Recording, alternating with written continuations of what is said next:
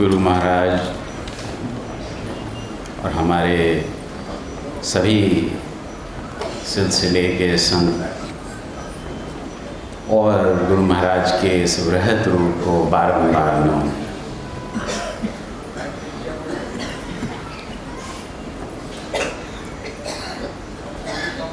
गुरु महाराज की अहेतु की कृपा है कि हम यहाँ हैं। अब तक जितने भी प्रवचन हुए उसमें एक बात सबने कही कि हम कितने भाग्यवान हैं और ये कितना सुंदर अवसर है।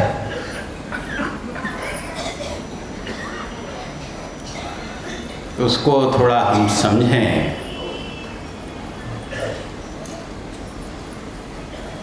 तो ये अहेतु की कृपा और ये ऐसा सुअवसर कि देखिए आज इस तपोभूमि, इस कर्म भूमि पर एक युग जिसमें सेवा इस मिशन की करतार कर परम पूज्य मंजले भैया, उनका आज पुण्य स्मृति दिवस है। आज भी वो हमारे साथ उपस्थित हैं और हमें आशीर्वाद दे रहे हैं। कैसा सुंदर जो इस भव्य दरबार का रूप है, उसमें उनका बड़ा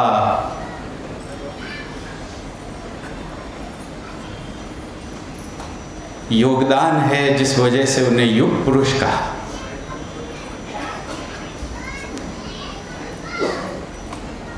सेवा कैसे होनी चाहिए, हमको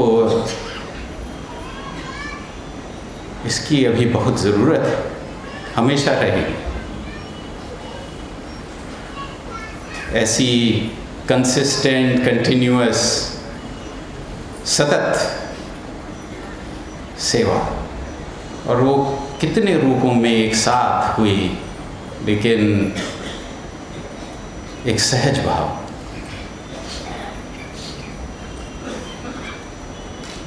फिर आज शिवरात्रि है।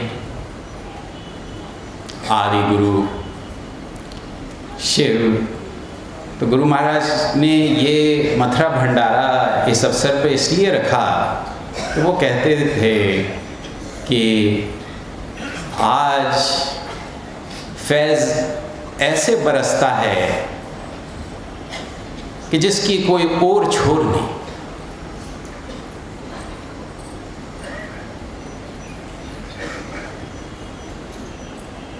कि लोग सारी रात जग के कि जितना बटोर सकें बटोर लो।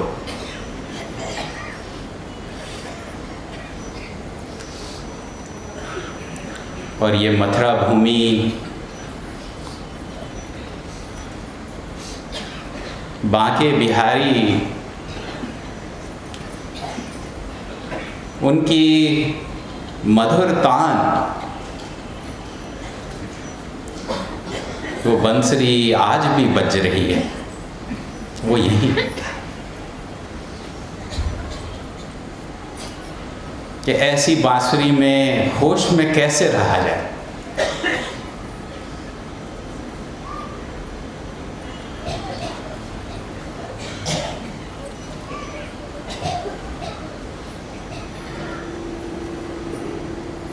हम ऐसे अवसर पर इस भव्य दरबार में हमें बुलाया गया है, तो लेकिन मैं ये सोचता हूँ कि क्या हम इतने भाग्यशाली हैं कि इस सब कृपा को, इस अहेतु की कृपा को, इस फैज़ को, इस मधु भरी तान को जो हमारी स्थिति को शायद बदल रही है, हमारे जीवन की दिशा और दशा दोनों को बदल रही है, तो क्या हम उनके बारे में सोच रहे हैं जो यहाँ नहीं आ सके?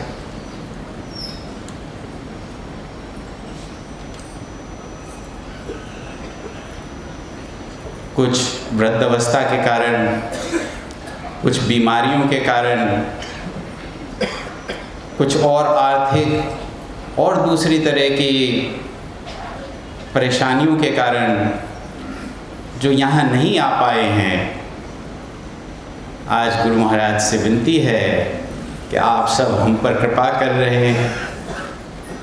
सारा संत सिलसिला यहाँ हम पे अमृत बरसा रहा है, तो आपसे एक प्रार्थना है कि हम पे जो कुछ हमको मिल रहा है हम सब उनसे भी शेयर करें जो यहाँ नहीं पहुँच पाए।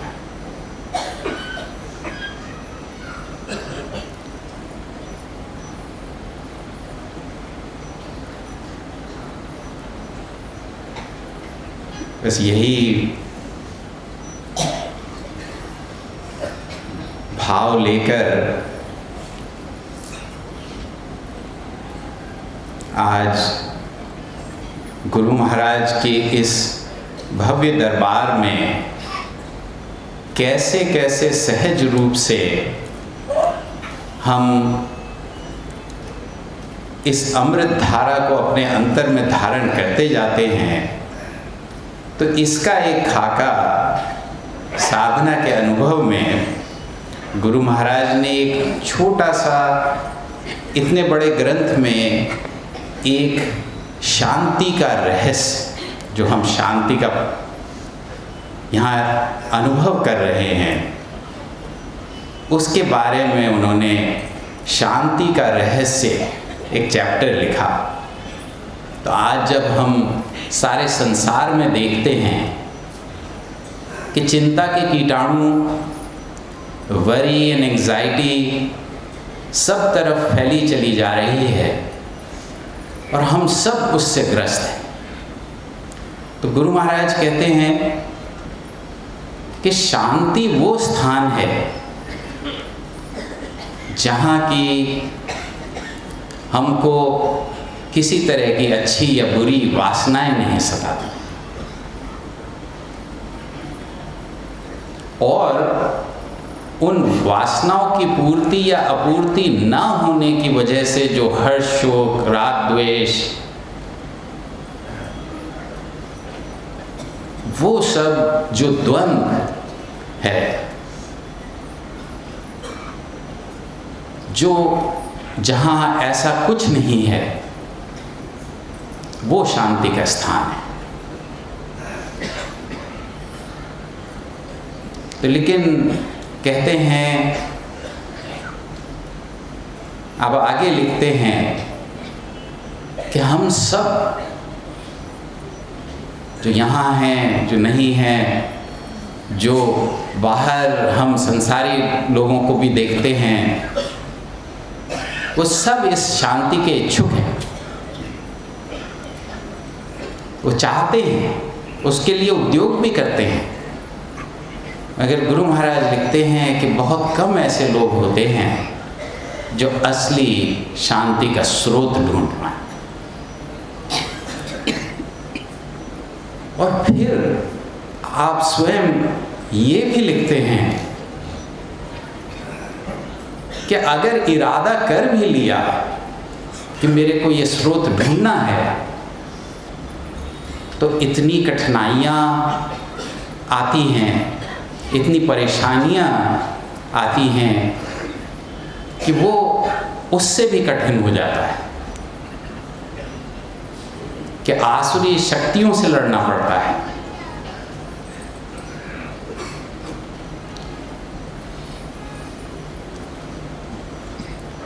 तो ये इसीलिए क्योंकि हमको यहाँ शांति का स्रोत और शांति कहाँ है, तो जैसे इस बात को जब साधना के अनुभव मैं बचपन से देखता आ रहा हूँ कि अक्सर लोग कहा करते हैं कि हर बार पढ़ने पर उसमें कुछ न कुछ नया मिलता है। मुझे तो ऐसा लगा जब मैंने दोबारा ये शांति का रहस्य पढ़ा कि शायद उसको तो मैंने बिल्कुल समझा ही ना हो। उस एक चैप्टर में हमारी जो साधना की क्रिया है उसकी इतनी सुंदर व्याख्या है। वो कहते हैं कि इतने सारे विघ्न जो शांति के लिए आ रहे हैं, शांति प्राप्त करने के रास्ते में आ रहे हैं, उसमें सबसे बड़ा विघ्न जो है वो है चिंता।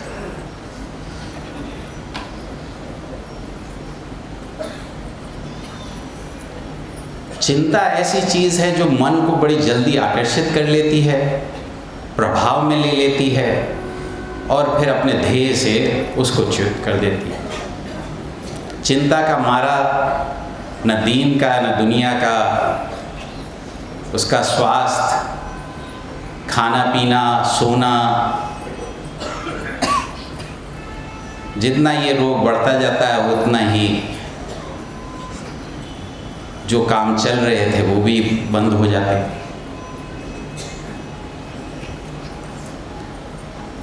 और उसकी पूरी तो चिंता क्या है कि किसी विचार को पकड़ लेना, बिना उस विचार को तब्दील किए उसको अपने जहन में घुमाते रहना और किसी नतीजे पे न पहुंचकर वो बस मूवी की तरह, एक सिनेमा की तरह हमारे अंतर में चलता रहा और उस पे हमारा कोई कंट्रोल भी नहीं। और उसकी काफ़ी व्याख्या करने के बाद कहते हैं तो इसका उपाय क्या है?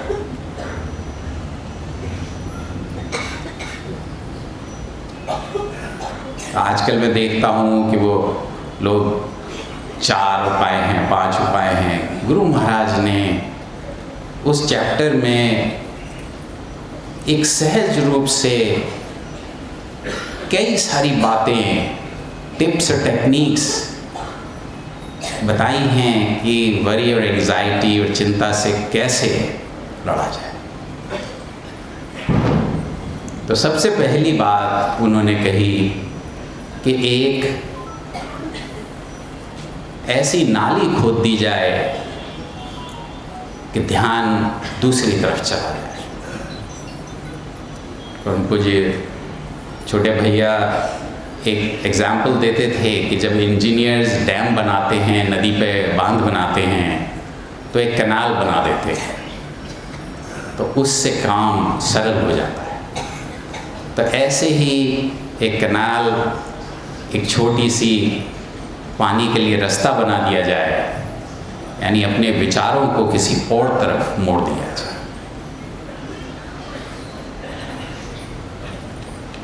तो ये एक तरीका है। फिर दूसरा बतलाते हैं कि वितर्क के प्रतिपक्ष भावना, कि ऐसे किसी दृढ़ और निश्चित विचार को पकड़ लो जो बिल्कुल उसके ऑपोजिट हो।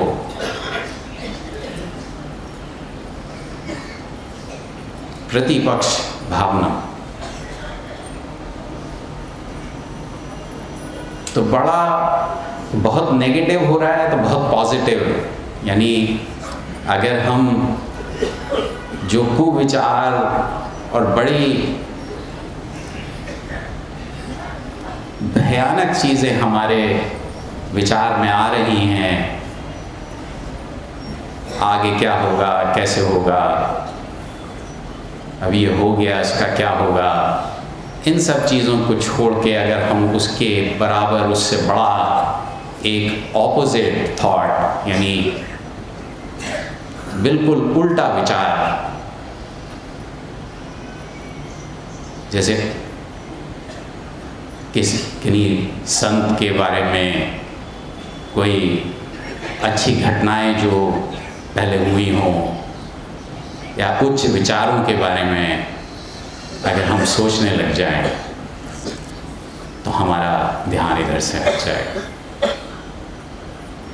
तो उसी में आगे बतलाते हैं कि महर्षि पतंजलि ने एक और बात कही कि ईश्वर प्राणिधान, यानी ईश्वर पर प्राणिधान कर लिया जाए। फिर आगे खुद ही कहते हैं कि जिसको देखा नहीं उस पे आश्रय पे कैसे बैठ जाए, कि उस पे आश्रित होना, ईश्वर पे आश्रित होना, ये मान लेना कि वो सब देख रहे हैं, तो ये मुश्किल है। तो गुरु पे आश्रित हो जाओ, देखा भाला है। तो उसी को और फिर एक और टिप और टेक्निक बताई, एक और बात कही कि गुरु का चिंतन करो। तो ऐसा सोचो कि वो यहाँ उपस्थित हैं मेरे पास, वो सब देख रहे हैं, वो सर्वसमर्थ हमारी रक्षा के लिए मौजूद हैं।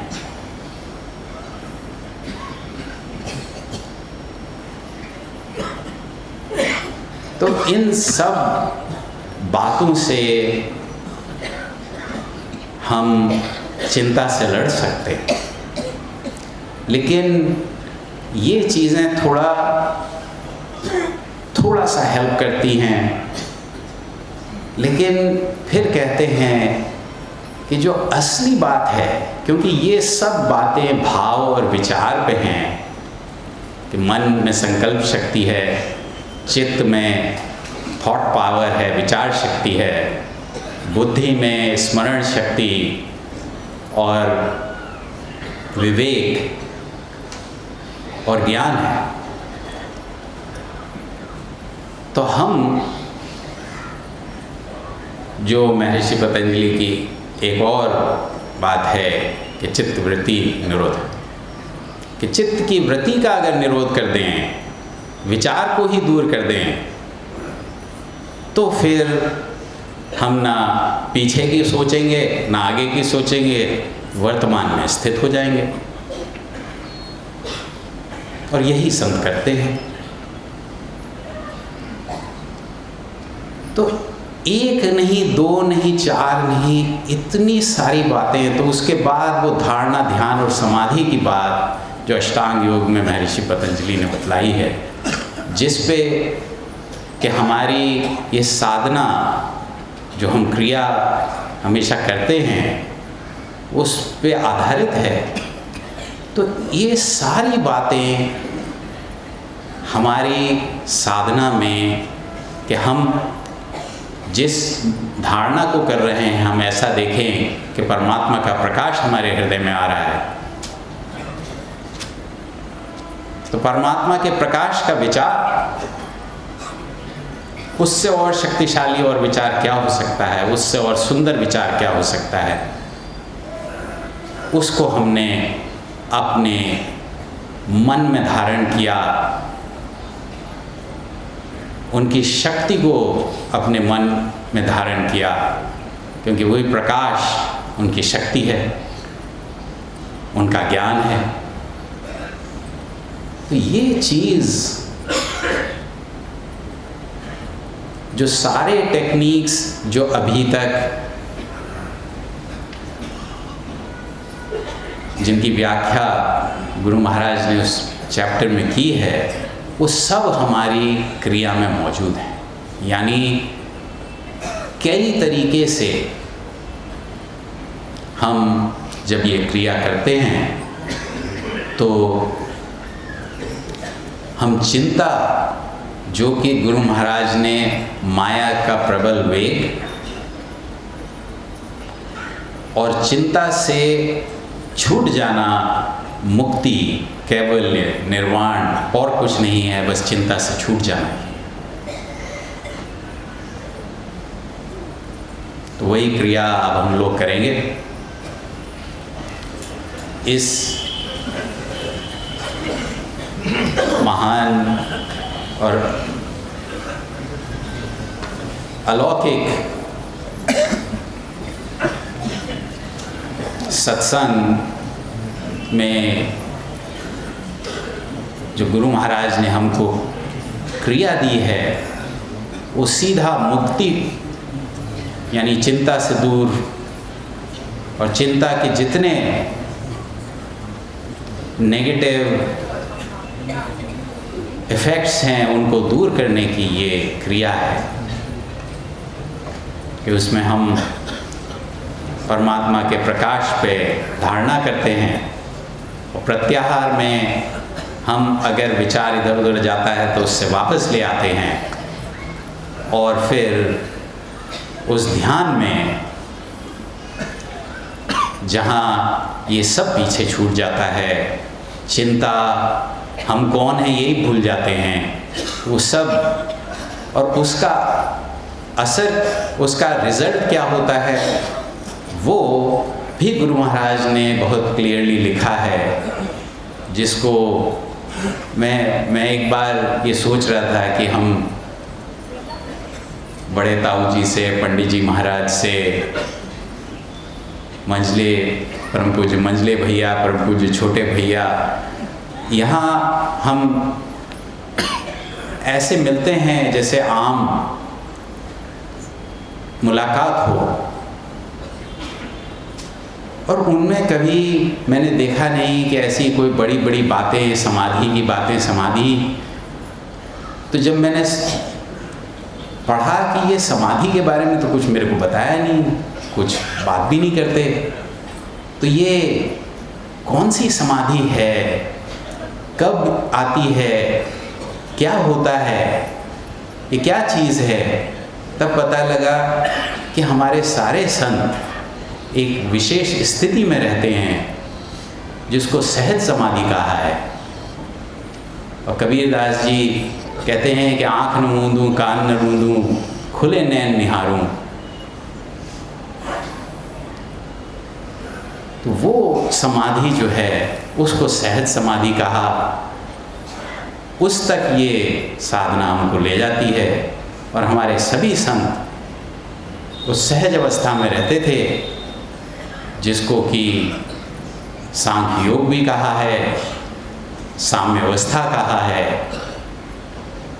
और भी बड़े बड़े नाम हैं, मगर हमारे यहाँ रोज़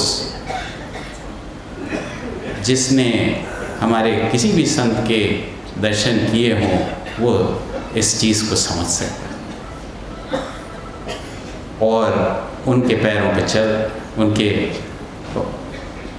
फुटस्टेप्स पे चलकर वहाँ पहुँच भी सकता है। तो वही क्रिया हम करेंगे कि एक सुखासन से बैठ जाएं और ऐसा देखें कि परमात्मा का प्रकाश सामने से हमारे हृदय में आ रहा है, रोम रोम में फैलता चला जा रहा है, और हम उस प्रकाश में लय होते चले जा रहे हैं। मान इधर उधर जाए तो वापस इसी विचार को ले आएं कि परमात्मा का प्रकाश सामने से हमारे हृदय में आ रहा है, रोम रोम में फैलता चला जा रहा है, और हम उस प्रकाश में लय होते चले जा रहे हैं। शुरू में 2 प्रार्थनाएं होंगी, जिनको आती है वो एक स्वर से गाएं, और नहीं तो यही ध्यान करते रहें कि परमात्मा का प्रकाश सामने से हमारे हृदय में आ रहा है, रोम रोम में फैलता चला जा रहा है, और हम उसमें लय होते चले जा रहे हैं। और ध्यान जब यहाँ से परम पूज्य का आदेश हो तभी तो शुरू करें।